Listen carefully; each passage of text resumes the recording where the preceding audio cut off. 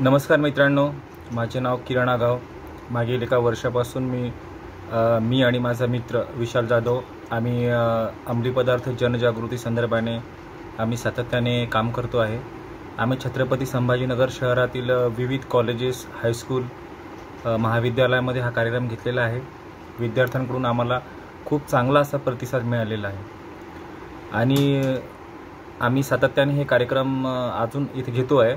परंतु आता या चॅनलच्या माध्यमातून आमचा उद्देश असा आहे की भारतातील असो किंवा महाराष्ट्रातील असो जास्तीत जास्त लोकांपर्यंत ही माहिती पोहोचणं फार गरजेचे आहे। आता अंमली पदार्थ जनजागृतीचं नेमकं काय कार्य आहे, का बरं हे लोकांपर्यंत पोहोचायला पाहिजे?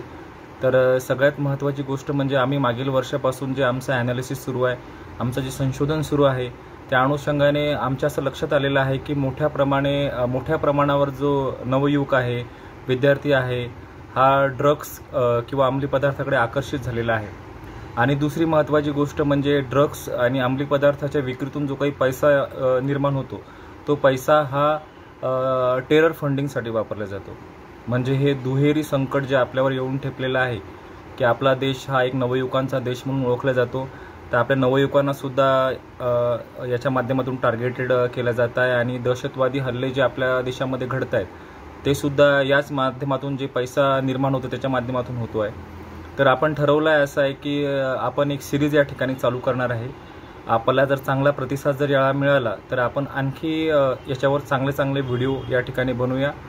आणि नेमकं आपलं व्हिडिओ कशा पद्धतीचे असणार आहेत, तर त्यामध्ये प्रामुख्याने आपण ड्रग्स, अंमली पदार्थ म्हणजे काय असतात किंवा त्याच्या माध्यमातून कसं व्यसन जडतं, अंमली पदार्थाचे प्रकार काय आहेत, त्याचे शरीरावर आणि मनावर काय परिणाम होतात, तसेच आता आपल्या महाराष्ट्रामध्ये ज्या विविध ड्रग्स सीजर झालेला आहे त्याच्यासुद्धा काही घटना आपण या ठिकाणी सांगणार आहोत। त्याचप्रमाणे कायद्यामध्ये काय प्रोव्हिजन आहे, कशा पद्धतीने शिक्षा प्रस्तावित आहे, त्याचप्रमाणे ड्रग्स आपल्याला व्यसन जडण्याची नेमके कारणं काय आहेत, आपल्यावर त्याचे काय परिणाम होतात, तसेच ड्रग्स आणि दहशतवादाचा काय संबंध आहे, कशा पद्धतीनं ते फंडिंग त्यातून होतं, तसेच पालकांची याच्यामध्ये काय भूमिका आहे, किंवा मग ड्रग्स आपल्याला जर कुठे जर असं माहिती पडलं तर त्याची माहिती कुणाला द्यायला पाहिजे, आपण जर ॲडिक्ट झालो तर आपण कशा पद्धतीने रिहॅबिल व्हायला पाहिजे, अशा अनेक ज्या इन्फॉर्मेशन आपल्याकडे आहेत त्या आपण वेगवेगळ्या सिरीजमध्ये आपण त्याचे व्हिडिओ बनवणार आहे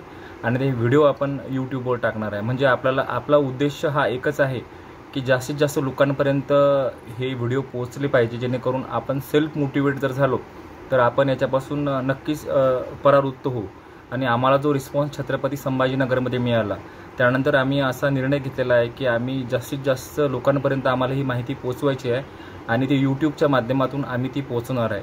तरी आपल्याकडून जर चांगला रिस्पॉन्स जर आम्हाला मिळाला तर आम्ही अधिक चांगल्या पद्धतीने ते व्हिडिओ बनवणार आहे। त्याच्यामध्ये जे काही कंटेंट्स असतात, ते कशा पद्धतीने ड्रग्स असतात ते कसे ओळखायचे, की नेमके ड्रग्स पेडलिंग्स कशा पद्धतीने होते, कशा पद्धतीने ड्रग्स आपल्या शहरामध्ये येतं, कशा विविध पद्धती आहेत ज्या काही आपल्याला माहिती नाही आहेत, ते असे इन्फॉर्मेटिव्ह आम्ही याच्या माध्यमातून आपल्याला सांगणार आहे।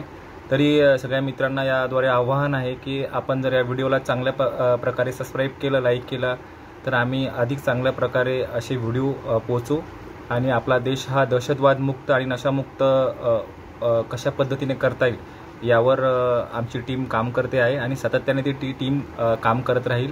आणि से नो ड्रग्स जो आमची संकल्पना आहे ही पूर्ण महाराष्ट्रामध्ये आणि ऑल ओव्हर इंडियामध्ये आम्हाला घेऊन जायची आहे। आपल्या रिस्पॉन्सवरती सगळं काही निर्भीड असणार आहे। तरी ठीक आहे, धन्यवाद।